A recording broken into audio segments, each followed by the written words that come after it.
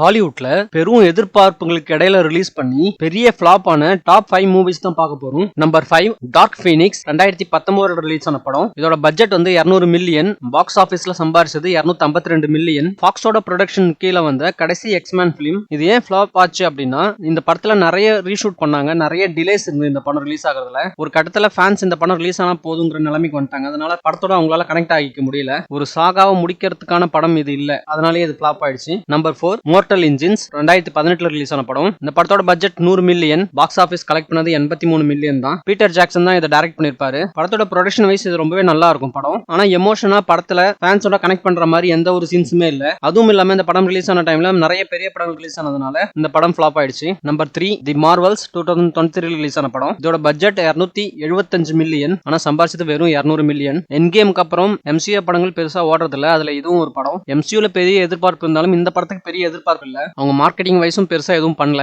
அதுவும் இல்லாம படமே ரொம்ப சுமாரா இருந்ததுனால படம் MCUலயே ரொம்ப லோவஸ்ட் கிராசிங் ஆன படமா வந்துடுச்சு. நம்பர் 2 ஜான் கார்ட்டர் 2012 ரிலீஸ் ஆன படம். ஆக்சுவலா இந்த படம் எனக்கு ரொம்ப பிடிக்கும். இந்த படத்தோட பட்ஜெட் வந்து 263 மில்லியன், ஆனா சம்பாரிச்சது 284 மில்லியன் தான். ஒரு ஃபேமஸான புக் சீரிஸை பேஸா வச்சு டைரக்ட் பண்ண படம். ஆக்சுவலா இந்த படத்தை ஒரு சீரிஸா ஒரு பிரான்சைஸா பில்ட் பண்ணலாம்னு இருந்தாங்க. ஆனா இந்த படம் ஃபிளாப் ஆனதுனால அதை அப்படியே கைவிட்டுட்டாங்க. சோ நம்பர் 1 தி ஃபிளாஷ் 2023 ரிலீஸ் ஆனது. 200 மில்லியன் பட்ஜெட் செலவு பண்ணி எடுத்து 270 மில்லியன் தான் சம்பாரிச்சது. இந்த படத்துக்கு ரொம்ப ஹைப் அதிகமா இருந்தது, அதனால தான் இது ஃபிளாப்பாவே ஆச்சு. அதுவும் இல்லாம மல்டிவர்ஸ் கேமியோஸ் எல்லாம் கொண்டு வந்து கொஞ்சம் குழப்பிட்டாங்க படத்தை. CGI எல்லாம் ரொம்ப போரா இருந்தது. ஸ்டோரி டெல்லிங் வந்து ரொம்ப கன்ஃபியூசிங்கா இருந்தது. ஆடியன்ஸோட சரியா கனெக்ட் ஆகல. இது எல்லாமே இந்த படம் ஃபிளாப் ஆனதுக்கான காரணம். இது டாப் 5 மூவிஸ். உங்களுக்கு தெரிஞ்சு நான் ஏதாவது மிஸ் பண்ணியிருந்தேன்னா அதை கமெண்ட்ல சொல்லுங்க. தேங்க்யூ.